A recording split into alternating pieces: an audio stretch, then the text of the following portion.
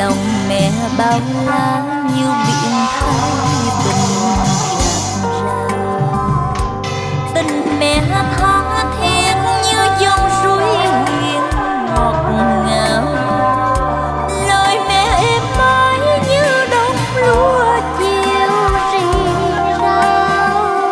Tiếng ru bâng khuya trăng ta soi băng.